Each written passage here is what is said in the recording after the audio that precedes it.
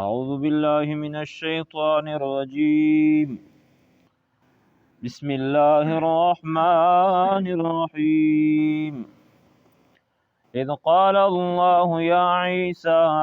إني متوفيك ورافعك إلي ومطهرك من الذين كفروا وجاعل الذين اتبعوك فوق الذين كفروا إلى يوم القيامة ثم إلي مرجعكم فأحكم بينكم فيما كنتم فيه تختلفون. صدق الله مولانا العظيم. د حضرت عیسی علیہ السلام متعلق خبره شروع نو دغه زوی ته کلام ورسید چې عیسی علیہ السلام الله پاک اسمون ته چک او د دوی چې کوم سړی و په هغه د عیسی علیہ السلام د شکل مشابهت اوچو خپل سړی دوی قتل کا. اوس دلته کې هم الله جل جلاله دغه فرمایي د عیسی علیہ السلام متعلق چې الله پاک عیسی علیہ السلام ته دا اویل چې عیسی غبرو کې رما خپکه رما دوی کوم تدبیرونه چې وکړل دا هر څه د الله د تدبیر په مخ کې مقابله کې هیڅ نه دی. نو انی متوفیک ورافعک الیا زتو پورا اوخلا زون ته در چگاو مون ته در چگاو یعنی پورا متوفیک پورا د اوخلا څه مطلب د روح او د بدن سره د اوخلا صرف دانا چې روح ته اوخلا بدن د پمزکه باندې پوتی شي به خود غلطه کې مړ شوي نو پورا د اوخلا روح مع الجسد دا د اوخلا او پوسټ نه چگاو د کومه خبرې چې دوی له تو متعلق کوي څوک سي او څوک ابن زانیه دته اعاذم بالله نو دغه خبرې نه بده بالکل صفا کوم او کوم د تو متبعین دي هغه ته به هم په هغه خلکو باندې چې د تو دشمن دي په فوقیت ورکو. بهرحال اوس دا لفظ د متوفی کا ظاهری په معنا خو چې کسه موږ پښتو کې هم دا لفظ چې فرونکای چې د وفات شه نو کوم قدیانیون چې دي د میرزا غلام احمد منون کی قدیانی علیه اللعنت دا هغه شخصیت ته چې په د نږدې وختونو کې د نبوت دعوا کړې وه کله به وي چې زه عیسی علیه السلام یم او کله به ووایي چې زه محمد رسول الله یم نو بیا د مستقله دعوا دا شوه چې زه محمد رسول الله یم او نبوت چې دغه ختم شوه نه ده بلکې نبی ارتلی شي اوس هم دا لګیا دي د دوی پیروکار الحمدلله د موږ ته علاقه د دینه محفوظه دو دې وجې نه خلکو ته پاته نشته چې قدیاني څه شی وي ډېر خلک د دینه نه خبره دي اولاد د فتنه دلته کې سره رونه ولي خو لیکن بهر دنیا چې کومه کسې په ټوله دنیا باندې دغه پیلو دي د برطانیې د انګریز چې کوم دغه ایجاد دا او دا بوټه هغې کرله ده چې مسلمانو کې د هېواد ته د انتشار ذریعه وګرځي د فتنې ذریعه چې وګرځي نو اوس هم باقاعده د پیروکار ګرځي او تحریک چلوي چې میرزا غلام احمد دا چې دا پیغمبر دغه نبی ده او د قرآن متعلق چې کوم د پیغمبر متعلق بشارتونه دي هغه هم په ظلم باندې دا فټ کوي. بیا دغه قدیانیون یې چې عیسی علیه السلام چې دا وفات شوه ده دلیل دغه آیت نه نسی یہ جو تو سے قرآن کی موجود دی چې الله وی چې انی متوفیکا معنا د متوفیکا کوي چې الله وی چې زه تو وفات کوم نه ودی ورافیو کا اور چګاو بده نو الله مړ کړه دای چې عیسی علیه السلام مړ شو ده نو موږ وی ته یو چې ګوره د متوفیکا معنا د وفات نه دو بلکې متوفیکا د علم پروشنه کې د علم صرف پروشنه کې چې توکسي نو دا د مزید د ابواب نه ده تفاعل باب ده او ضابطه دا دو چې مجرد چې کومه ماده وي نو په مجرده ماده کې د یو لفظ چې کومه معنا وي هغه معنا به په مزیدو کې هم وي. د متوفی د توفا معنا په مجردو کې ماده د وفات نه دو، لہذا چې د دې ماده په مجردو کې وفا دو د وفا معنا کیدای شي په پورولي سره. لکه د عربي و مقولاتو الکریم اذا وعد وفا، عزتمن سړی چې کله د چا سره وعده وکړي دا پوره کوي. نو اس کې معنا د وفا پورا دو. دیس کې هم معنا د ادب دغه خلو چې انی متوفی کا عیسی زتو پورا د اخلا قابضو کا کاملا، چې زه تو پورا کا بس کاؤں، یعنی روح مال جسد دے اخلا، صرف دانه چې روح ته اخلا او بدن نه پوتی شي. نو پورا زه تو اخلا. او درنګي موږ یو بار چې قرآن زنه آیتونه زوی کې یو ځای کې اجمال وی بیا تفصیل بل ځای کې کړی، کبه نوی شو به حدیثو کې کسو. نو تفصیل دې بل ځای کې الله ته فرمایي چې وما قتلوه وما صلبوه ولكن شبه لهم، دغه سره بوسکای کدیانی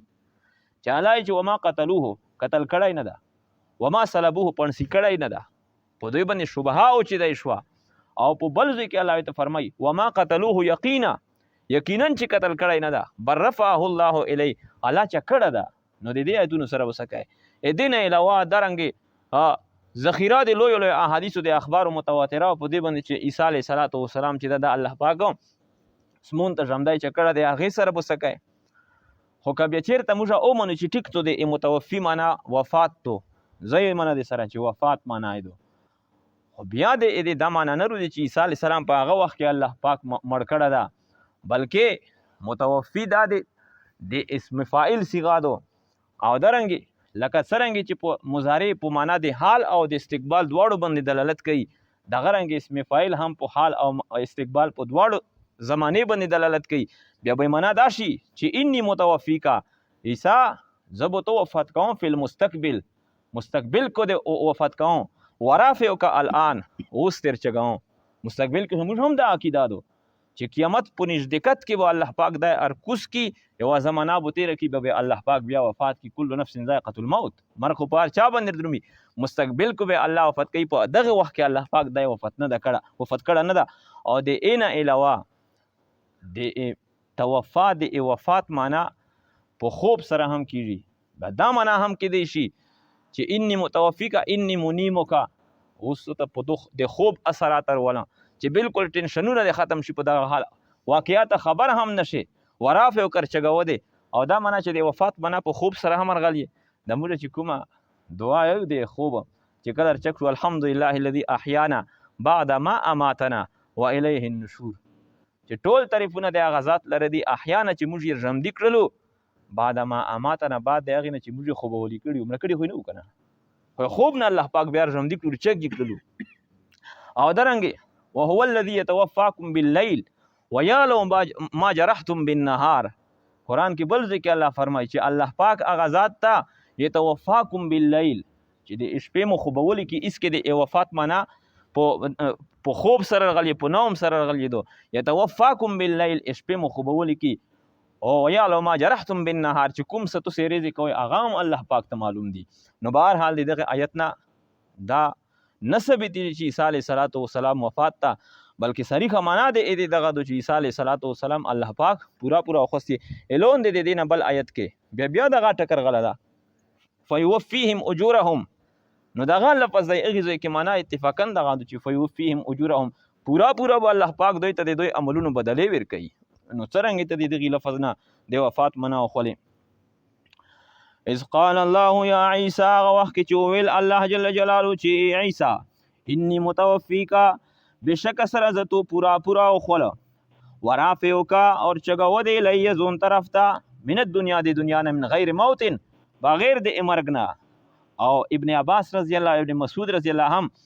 د متوفی معنا کوي په اخذ الشیء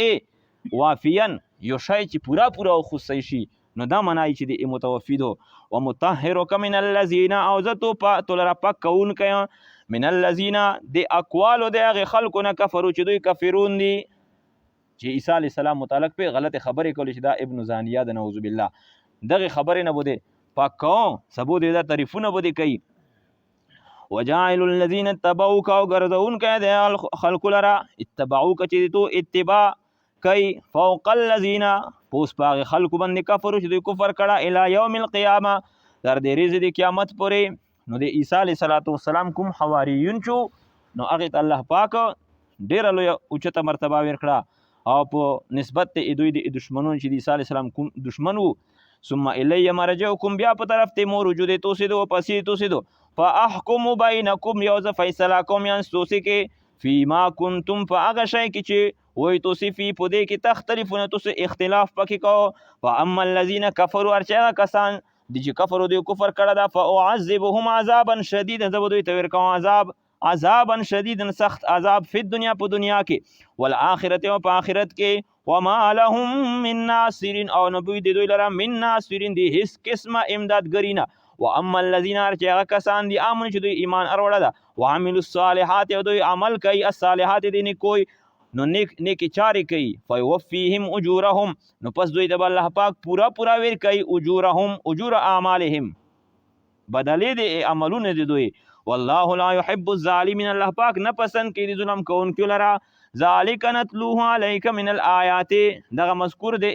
امر د عیسی علیه السلام نه دغه خبر نتلوه علیک چې موږ دغه تلاوت کوو په تو باندې من الآیات دا د قدرت نشانوي دی الله پاک نه دی و ذکر الحکیم او ذکر د نصیحت ته محکم د حکمت نه ډکو.